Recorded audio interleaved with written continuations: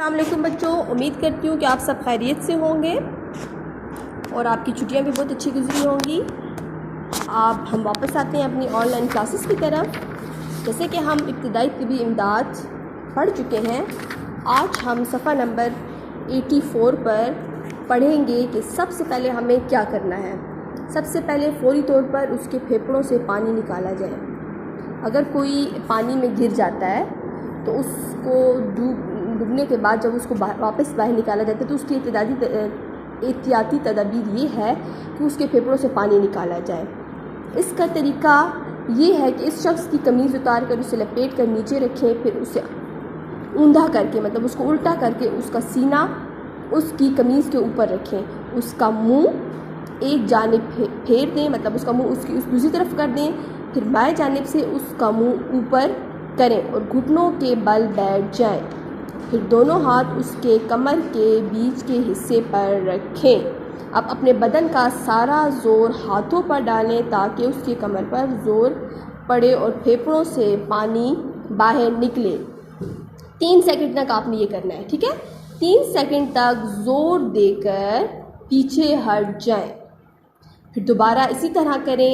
1 minute میں 15 بار اسی طرح کریں۔ آپ نے 1 منٹ میں 15 بار ایسے کرنا ہے۔ کبھی کبھی بے ہوش شخص 3-4 گھنٹوں کی مسلسل کوشش کے بعد جا کر ہوش میں آتا ہے، مطلب 3-4 گھنٹوں کی کوشش کے بعد آپ نے وہ شخص جو ہے وہ واپس ہوش میں آئے گا۔ اس لیے مایوس نہیں ہونا چاہیے، مطلب آپ نے اس ٹائم پہ مایوس نہیں ہونا، کیونکہ آپ کو پتہ ہونا چاہیے کہ اس کی ٹائمنگ یہ ہے کہ وہ 3-4 گھنٹے ہمیں لگ سکتے ہیں اس کو واپس ہوش میں آنے میں۔ اگر وہ خود سانس لینے کی کوشش کرے تو تھوڑا رک کر دیکھ لیں، ورنہ اپنا کام جاری رکھیں تاکہ پوری طرح سانس لینے لگیں۔ اس کے بعد گیلے کپڑے اتار کر گرم کپڑے پہنا دیں۔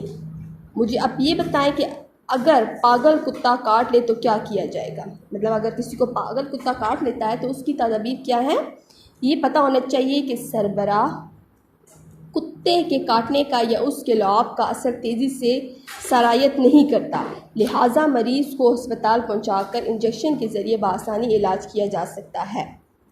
فوری طور پر یہ بھی کیا جا سکتا ہے کہ زخم کو پانی پر کسی جراثیم کش دوا سے دھو کر صاف کریں، پھر کاربالک ایسڈ میں روئی بھگو کر زخم پر رکھ دیں۔ اگر کاربالک ایسڈ نہ ملے تو کوئی لوہا وغیرہ گرم کر کے اس سے زخم کی جگہ کو داغ دیں۔ اگر سانپ کاٹ لے تو کیا کریں گے؟ سربراہ سانپ کا زہر چونکہ تیزی سے سرایت کرتا ہے، مطلب وہ تیزی سے خون میں پھیل جاتا ہے جسم کے اندر، تو لہٰذا فوری توجہ دینا چاہیے تاکہ زہر کا اثر دل تک نہ پہنچ سکے۔ آپ کو پتہ ہے سانپ کاٹنے سے اس کا جو اثر ہوتا ہے وہ دل پر ہوتا ہے۔ اس کے لیے اول کاٹنے کی جگہ سے ذرا اوپر کس کر پٹی باندھ دیں، مطلب جلدی سے آپ نے کیا کرنا ہے کہ جہاں پر کاٹا ہے تو اس کے اوپر آپ نے زور سے کوئی کپڑا لے کر باندھ دینا ہے، پھر اس سے ذرا اوپر اور بھی، پھر اس سے کچھ اور اوپر کس کر پٹیاں باندھ دیں، مطلب آپ اوپر کر کے پٹیاں باندھتے جائیں گے۔ اب کاٹنے کی جگہ پر 2 سینٹی میٹر کے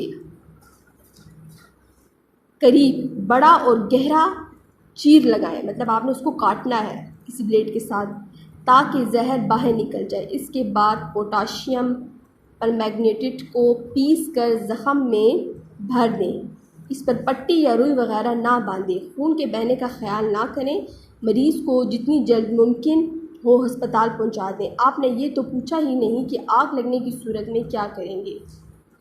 ہاں، اب ہم آپ کو یہاں پر بتاتے ہیں کہ آگ لگنے کی صورت میں ہم کیا کریں گے۔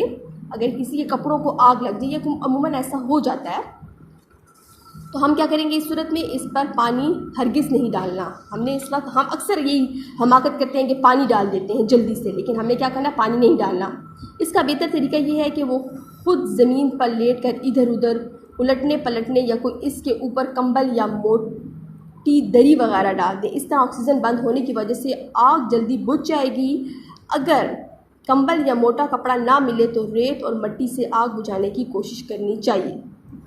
آگ بجھنے کے بعد مریض کے کپڑے کاٹ کر اتارنے چاہیے اور جلی ہوئی جگہ پر ناریل کا تیل یا کچے آلو کا لیپ کرنا چاہیے، کیونکہ اس سے جلن کم ہو جاتی ہے۔ کیا میں آپ کی تنظیم کے کسی کام آ سکتا ہوں؟